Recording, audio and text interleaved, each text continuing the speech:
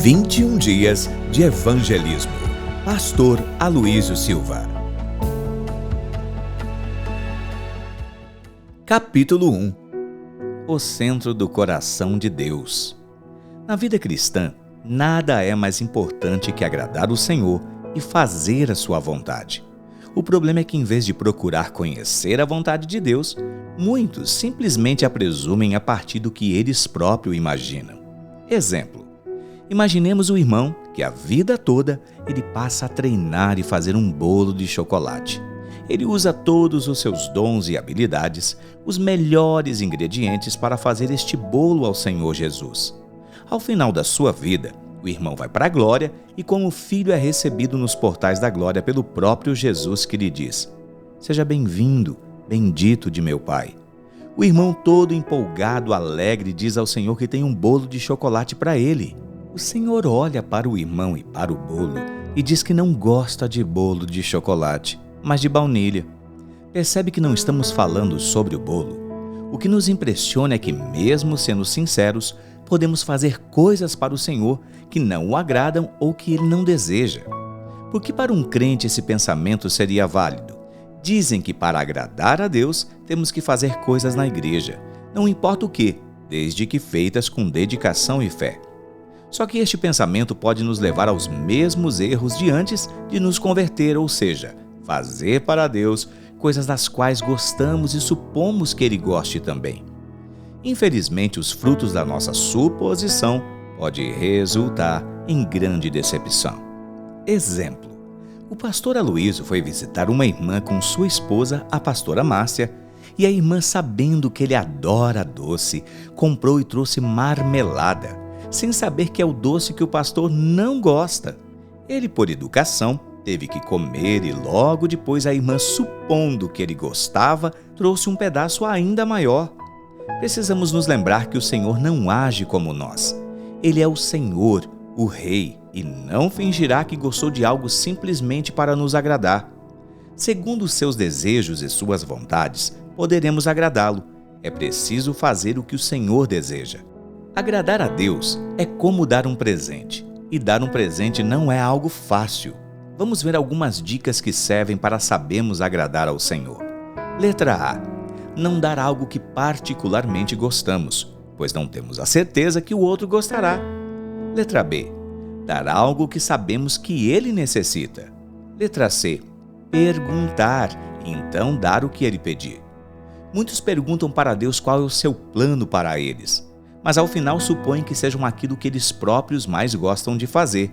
Ou seja, parece improvável Deus nos mandar fazer algo que não nos agrade, mas isso é possível. A segunda possibilidade é descobrir uma necessidade de Deus, que pode parecer uma heresia. Deus não precisa de nada, argumentam alguns. Então por que eles nos chama de servos? Deus precisa de ajuda? Ajuda de anjos até que vai, mas de homens. O que acontece é que Deus, autossuficiente e todo-poderoso, escolheu fazer de nós seus cooperadores. Para falar: "Você é um cooperador do Senhor?" Parece loucura, mas é a mais gloriosa verdade. Logo, Deus necessita de algo que ele não tem. Abre aspas, ter cuidado com a heresia, fecha aspas. E o que nós podemos lhe dar? Vamos ver este ponto. Há algo que Deus não tem, que ele deseja profundamente. Vamos examinar a sua palavra. O que será? Número 1. O centro do seu coração. Para conhecer o coração de alguém, precisamos conhecer suas primeiras e últimas palavras. As últimas falam se alcançou ou não o propósito, e as primeiras palavras são fundamentais, pois falam das intenções, planos e sonhos. As últimas palavras do Senhor foram na cruz e as primeiras estão em Gênesis capítulo 1, versículo 27 ao 28. E criou Deus, o homem à sua imagem, a imagem de Deus o criou. Homem e mulher os criou. E Deus os abençoou e Deus lhes disse: "Frutificai e multiplicai-vos, e enchei a terra, e sujeitai-a, e dominai sobre os peixes do mar, e sobre as aves do céu, e sobre todo o animal que se move sobre a terra." Deus nessa passagem está abençoando o homem e lhe revelando seu coração. Deus criara todas as coisas em 6 dias e no 7º ele fala ao homem. Os anjos e todas as criações pararam em reverência e então Deus os abençoou e lhes disse: Sede fecundos, multiplicai-vos e enchei a terra. Essas foram as primeiras palavras. Sem mistério disse ao homem o que desejava dele: Adão, eu quero que você tenha filhos. Você é minha imagem e seus filhos também serão. Seus filhos serão também meus filhos. O centro do coração de Deus é o anseio de ter filhos. Esse é o seu desejo, que continua o mesmo até os dias de hoje. Em Gênesis capítulo 1, vemos o desejo do coração de Deus ao criar o homem. Letra A. Ao criar o homem, Deus não o colocou em uma linha de montagem de fábrica, mas em um jardim. Isso nos diz que não fomos criados para fazer coisas para Deus, mas para sermos o seu deleite. Para falar, você é o deleite do Senhor? Por isso Adão foi colocado em um jardim, e jardim nos fala a respeito de prazer e desfrute. É para estarmos neles e temos prazer. Por isso eles são belos e perfumados. Ao colocar o homem no jardim, Deus diz: Eu quero deleitar-me com você. Abre aspas.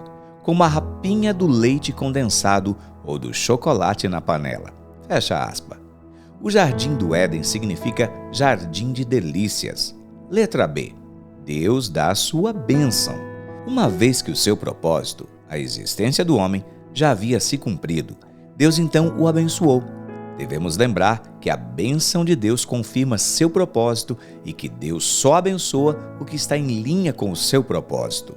Se quisermos ser abençoados, devemos sair de onde estamos e ir para o lugar que Deus estabeleceu. Para assim, podemos estar na posição da bênção, no propósito de Deus e no centro do seu coração.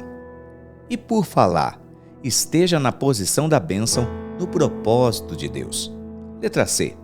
O homem foi criado no sexto dia. Nos dias anteriores, Deus arrumou a casa para a chegada do homem, como um casal que espera o nascimento do filho. Adão foi criado no sexto dia. Logo, seu primeiro dia foi o sétimo de Deus. Imagine a cena. Adão se levanta e diz para Deus: Vamos fazer alguma coisa? Deus amorosamente lhe responde: Hoje é sábado, Adão. Eu separei este dia para ficar com você. No sétimo dia, Deus descansou.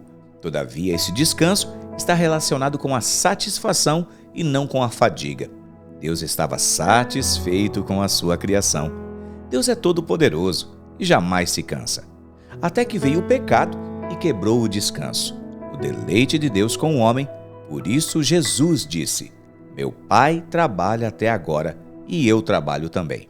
João, capítulo 5, versículo 17. O diabo entrou em cena e o homem cometeu alta traição com Deus. Agora os filhos de Adão somente se tornariam filhos de Deus se Adão comesse da árvore da vida, que apontava para Jesus. Ao comer da árvore do conhecimento do bem e do mal, a semente do pecado entrou na natureza humana. Mas Deus não desistiria do seu desejo de ter mais filhos, e para isso ele planejou a vinda de Jesus. Mas a todos quantos o receberam, aos que creem no seu nome, deu-lhes o poder de se tornarem filhos de Deus. João capítulo 1, versículo 12. O pecado fez Deus rejeitar a velha criação e estabelecer uma nova raça na terra, descendentes do segundo Adão, Jesus Cristo. A rigor, Paulo diz que há duas raças de homem.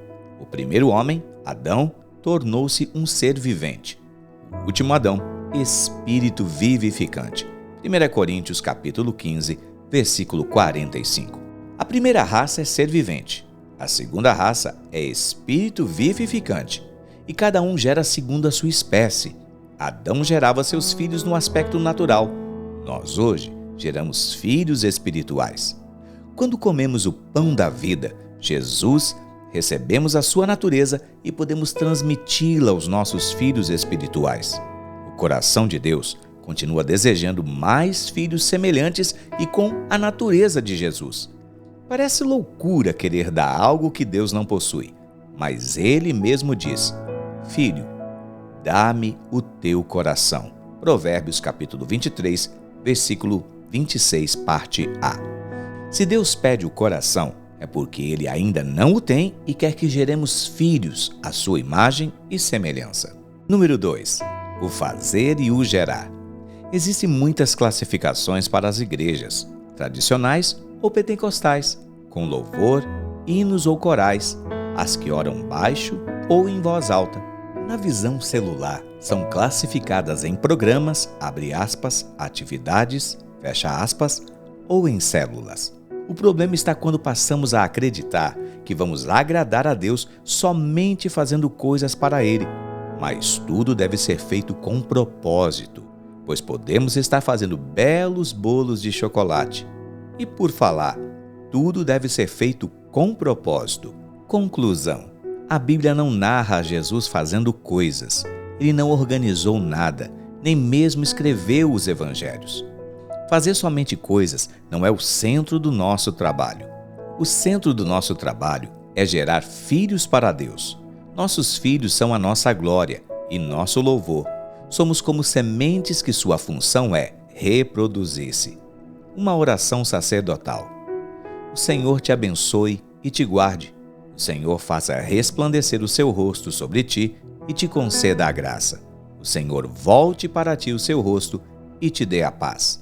Números, capítulo 6, versículo 24 ao 26.